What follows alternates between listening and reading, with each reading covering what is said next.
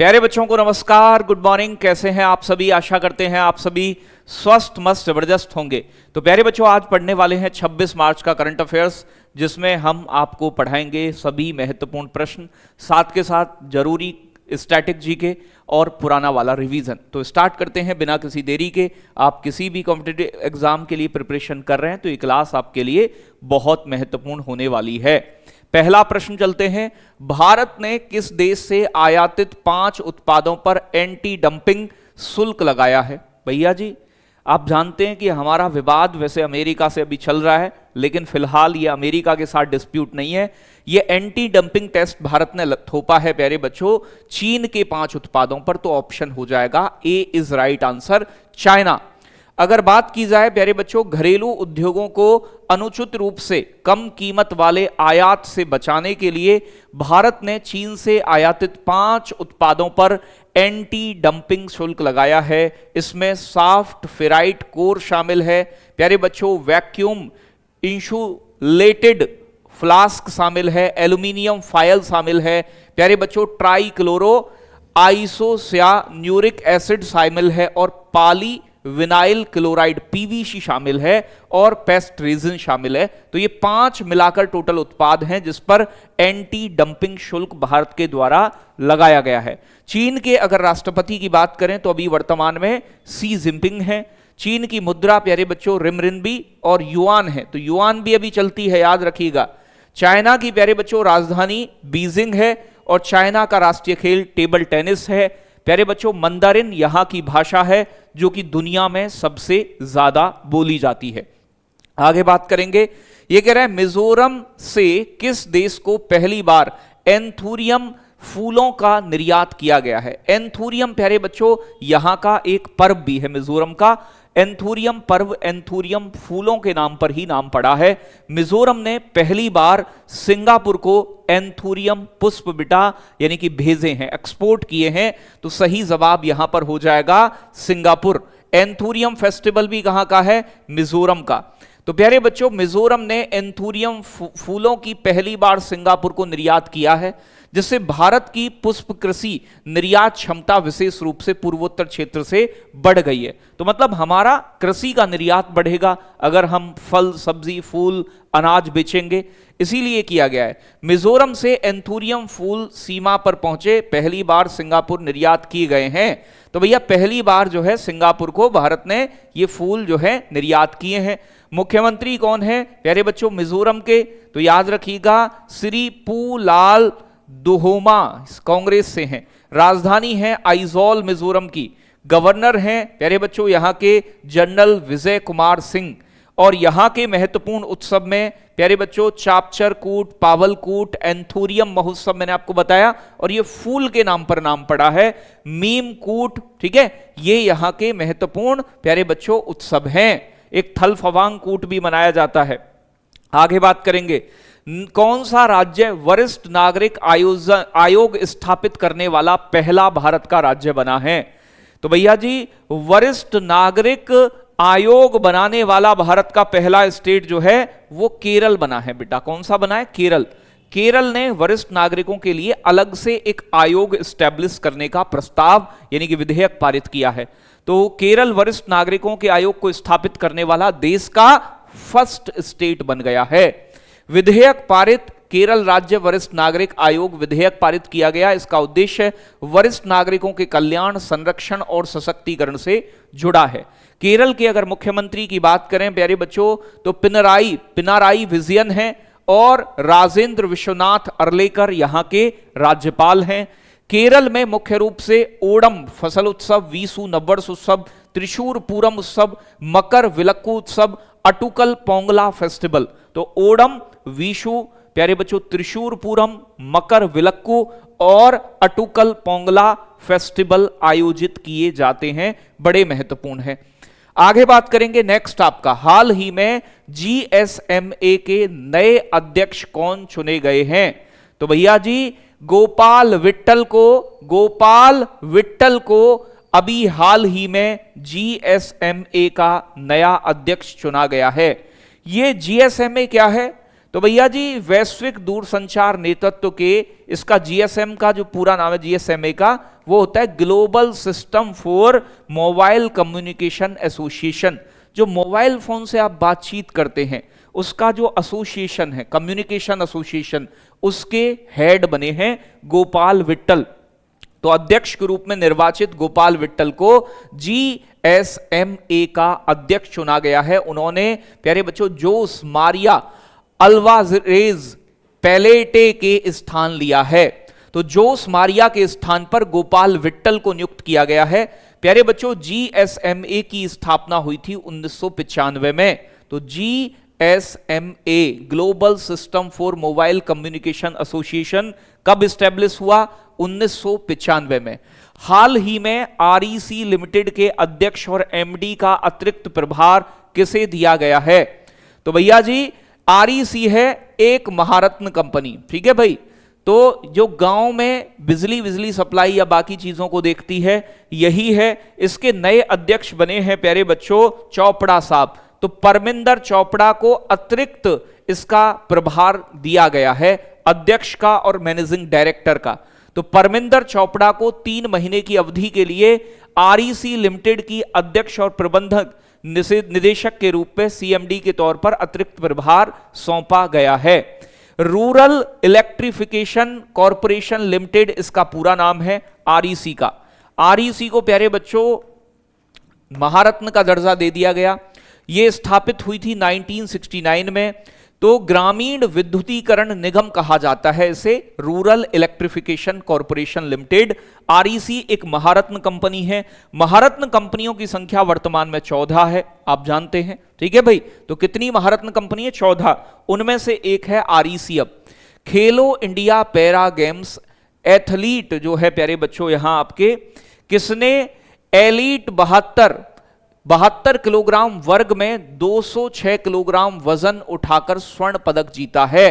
तो भैया किसने जीता है? झंडू कुमार ने जीता है खेलो इंडिया पैरा गेम्स में। इंपोर्टेंट प्रश्न है ये।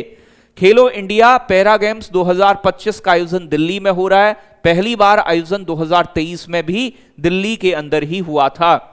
तो प्यारे बच्चों यह कह रहा है पावर लिफ्टर झंडू कुमार ने एलीट 72 किलोग्राम वर्ग में 206 किलोग्राम वजन उठाकर गोल्ड मेडल जीता है।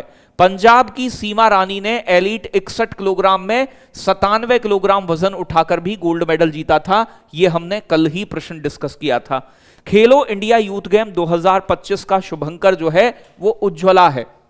वर्तमान में हरियाणा जो है 29 गोल्ड मेडल, 36 सिल्वर मेडल और 28 कांस्य पदक के साथ प्यारे बच्चों खेलो इंडिया पैरा गेम्स में पदक तालिका में सीट्स पर है। इसका आयोजन कहां हो रहा है? तो 20 से 27 मार्च के बीच में दिल्ली के अंदर यह पैरा गेम्स का आयोजन किया जा रहा है। आगे बात करेंगे, भारतीय नौसेना ने प्रथम भारत अफ्रीकी अभ्यास, जिसमें अफ्रीका के कई सारे देश पार्टिसिपेट करेंगे, इसकी घोषणा की है। इसे किस नाम से जाना जाएगा? पहले से ही बतेरे थे।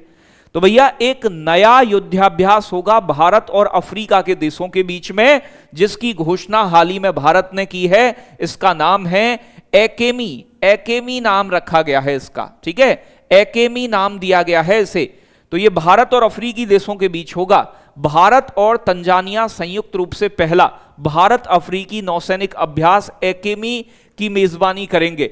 एकेमी समुद्री अभ्यास के प्रतिभागी देश जो होंगे भारत और तंजानिया द्वारा, इसमें सहयोगी देशों को भी शामिल किया जाएगा, जिसमें दक्षिण अफ्रीका, केन्या, इरिट्रिया, प्यारे बच्चों Comoros, Djibouti, Madagascar, Mauritius, Seychelles और मोजाम्बिक भी भाग लेंगे। लेकिन मुख्य रूप से जो है यह भारत और तंजानिया का है। एकेमी नया अभ्यास शुरू हुआ है जो प्यारे बच्चों लामितीय है।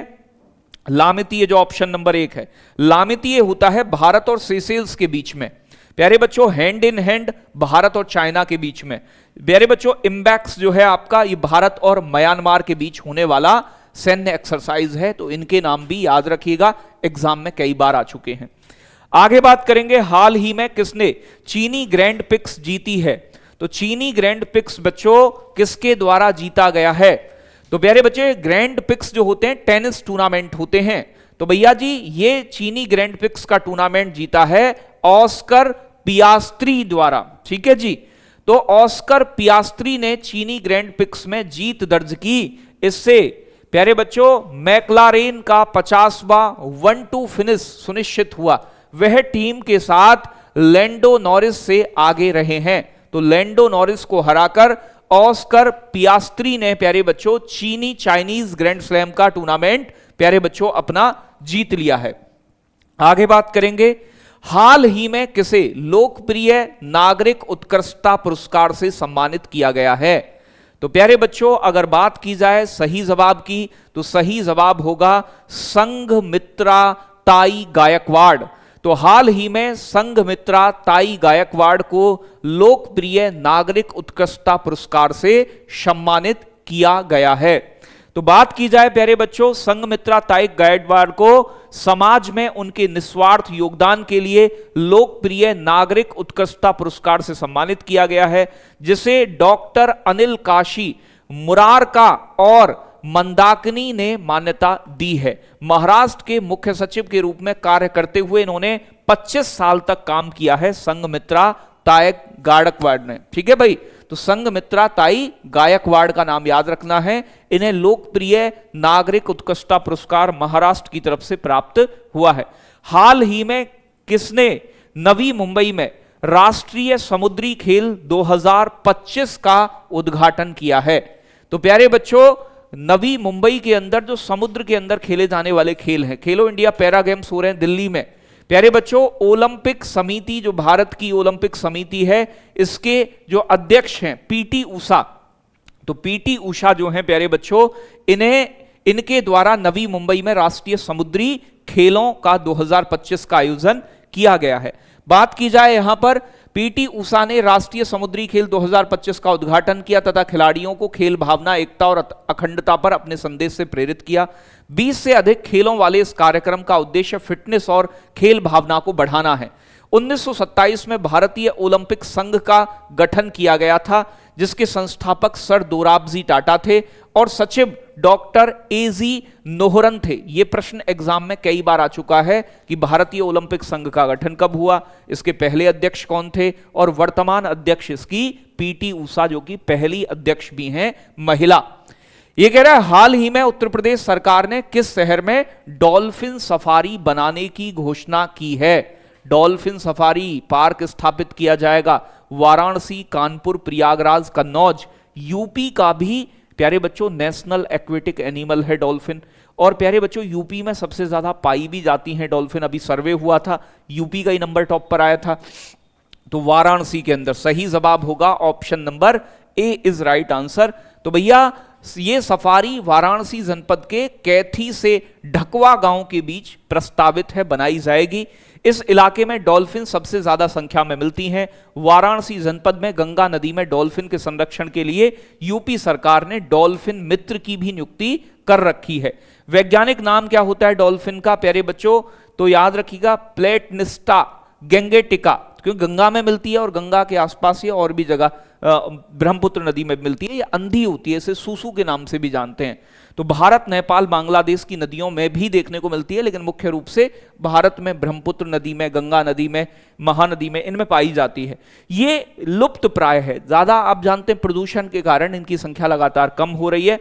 और जो international union for conservation of nature है IUCN जो है ये रेड डेटा लिस्ट जारी करता है, इसकी रेड लिस्ट में भी इसे शामिल किया गया है क्योंकि इस पर गंभीर रूप से खतरा है। प्यारे बच्चों एक विक्रमशिला गंगा डॉल्फिन अभ्यारण्य है जो बिहार के भागलपुर में है। ये कई बार अलग अलग एग्जाम में प्रश्न बन चुका है। 5 अक्टूबर 2009 को प्रधानमंत्री मनमोहन सिंह ने राष्ट्रीय गंगा नदी बेसिन प्राधिकरण की बैठक में ये गंगा डॉल्फिन को भारत का राष्ट्रीय जलीय जीव, नेशनल एक्वेटिक एनिमल घोषित किया था 5 अक्टूबर 2009 में। और अब ये यूपी सरकार द्वारा भी अपने राज्य का यानी कि स्टेट एक्वेटिक एनिमल, जलीय जीव राज्य का घोषित कर दिया गया है। हाल ही में किस राज्य के मुख्यमंत्री ने गंगा और शारदा नदी गलियारों की घोषणा की है? तो उत्तराखंड के मुख्यमंत्री पुष्कर सिंह धामी ने पर्यटन को बढ़ावा देने के लिए गंगा और शारदा नदी के आसपास गलियारे विकसित करने की घोषणा की है। गलियारे मतलब होता है कॉरिडोर एक प्रकार के। तो ये कह रहा है उत्तराखंड के मुख्यमंत्री पुष्कर सिंह धामी ने गंगा और शारदा नदियों के धार्मिक और सांस्कृतिक महत्व पर जोर देते हुए प्यारे बच्चों राज्य में धार्मिक पर्यटन को बढ़ावा देने के लिए इन नदियों के किनारे गलियारे विकसित, मतलब बढ़िया रोड बनाई जाएंगी जिससे कि पर्यटन को और बढ़ावा मिले। तो गलियारा मतलब एक प्रकार की सड़क ही होती है।